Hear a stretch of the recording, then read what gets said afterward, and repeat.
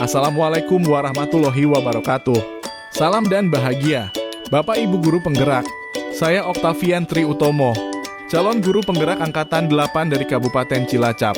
Pada kali ini saya akan memaparkan demonstrasi kontekstual visi guru penggerak pada modul 1.3. Untuk merumuskan visi guru penggerak dapat menggunakan pendekatan inquiry apresiatif. Pendekatan inquiry apresiatif ini mengidentifikasi hal baik yang telah ada di sekolah dan mencari cara bagaimana hal tersebut dapat dipertahankan dan dimunculkan strategi untuk mewujudkan perubahan ke arah yang lebih baik. Agar dapat menerapkan pendekatan inquiry apresiatif, maka langkah yang dapat dilakukan adalah dengan metode Bagja. Bagja terdiri dari buat pertanyaan utama, ambil pelajaran, gali mimpi, jabarkan rencana, dan atur eksekusi. Buat pertanyaan utama berisi pertanyaan-pertanyaan untuk menentukan arah penelusuran. Ambil pelajaran dimaksudkan untuk memandu bagaimana pengalaman positif dari individu, kelompok, atau komunitas lain yang akan dijadikan pembelajaran. Gali mimpi berupa narasi keadaan ideal jika prakarsa perubahan telah terwujud. Jabarkan rencana dapat mengidentifikasi tindakan-tindakan yang akan dilakukan. Dan atur eksekusi dapat membantu transformasi rencana menjadi nyata. Berikut ini visi guru penggerak yang saya buat adalah terwujudnya pelajar yang berprestasi dan cakap berteknologi dengan dilandasi iman dan takwa serta budi pekerti yang luhur. Untuk mewujudkan visi saya tersebut, maka saya membuat prakarsa perubahan, yaitu meningkatkan motivasi belajar dan prestasi murid melalui pemanfaatan teknologi. Adapun tahapan Bagja yang saya buat adalah sebagai berikut. Yang pertama adalah buat pertanyaan utama. Pertanyaannya adalah bagaimana cara meningkatkan motivasi dan prestasi belajar peserta didik melalui pemanfaatan teknologi. Tindakan atau penyelidikan yang perlu dilakukan antara lain melakukan diskusi dengan kepala sekolah dan mereka sejawat. Mencari referensi dan praktik baik tentang cara meningkatkan motivasi dan prestasi belajar peserta didik melalui pemanfaatan teknologi. Mencari tahu karakter peserta didik berdasarkan asesmen diagnostik. Yang kedua, ambil pelajaran. Pertanyaannya, siapakah guru yang ahli di bidang teknologi dan selalu memanfaatkan teknologi dalam pembelajaran di kelas? Teknologi pembelajaran apa saja yang digunakannya? Bagaimana memilih media atau teknologi pembelajaran yang tepat agar dapat meningkatkan motivasi dan prestasi belajar peserta didik?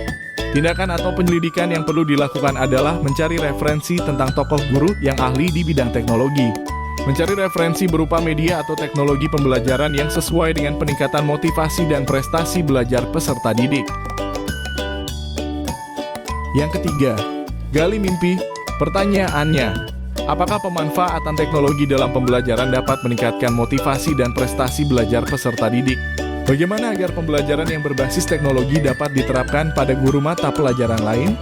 Kemudian, adakah keterkaitan antara pemanfaatan teknologi dalam pembelajaran dengan dimensi profil Pancasila?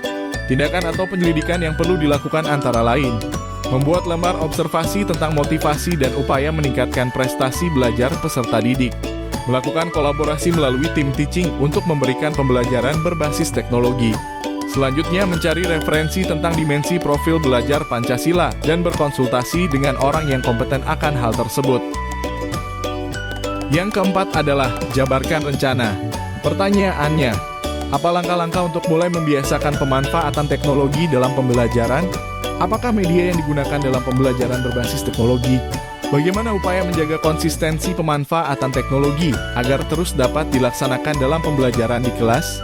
Adapun tindakan atau penyelidikan yang perlu dilakukan adalah membuat perangkat pembelajaran LKPD dan instrumen penilaian yang tepat, mencari media pembelajaran berbasis teknologi yang tepat sesuai dengan karakteristik peserta didik dan materi pelajaran, penggunaan perpustakaan digital yang dimiliki sekolah untuk mencari sumber materi pembelajaran, pemberian reward kepada peserta didik yang memiliki motivasi dan prestasi belajar yang tinggi. Yang terakhir adalah atur eksekusi. Pertanyaannya, siapa yang bertanggung jawab memonitor agar jalannya kegiatan pemanfaatan teknologi dalam pembelajaran dapat berjalan dengan baik dan konsisten? Adapun tindakan atau penyelidikan yang perlu dilakukan adalah membuat jadwal kegiatan pembelajaran menggunakan teknologi yang bervariasi setiap minggunya.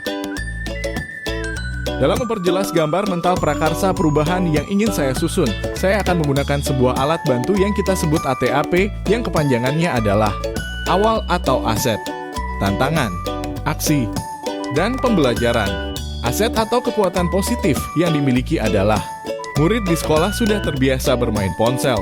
Kedua, sekolah memiliki jaringan internet yang memadai. Ketiga, sekolah memiliki perpustakaan digital. Dan yang keempat, guru di sekolah masih muda dan cakap berteknologi. Selanjutnya, tantangan. Tantangan yang mungkin saya akan hadapi adalah guru belum terbiasa menerapkan pembelajaran yang menggunakan teknologi. Hal tersebut akan berusaha saya rubah dengan cara berkolaborasi dalam merancang pembelajaran yang menarik dengan menggunakan teknologi. Ketiga, aksi. Merancang dan melaksanakan pembelajaran yang menarik agar meningkatkan motivasi murid dengan menggunakan berbagai media digital. Terakhir, pembelajaran. Murid merasa termotivasi dalam mengikuti pembelajaran. Murid menyadari perlunya motivasi dalam mengikuti pembelajaran. Murid menyadari penggunaan teknologi dalam pembelajaran dapat meningkatkan motivasi prestasi. Demikianlah rancangan tindakan perubahan berdasarkan tahapan Bagja yang saya buat. Semoga dapat membawa perubahan ke arah yang lebih baik dengan berpihak pada murid. Terima kasih. Salam dan bahagia Bapak Ibu Guru Penggerak. Wassalamualaikum warahmatullahi wabarakatuh.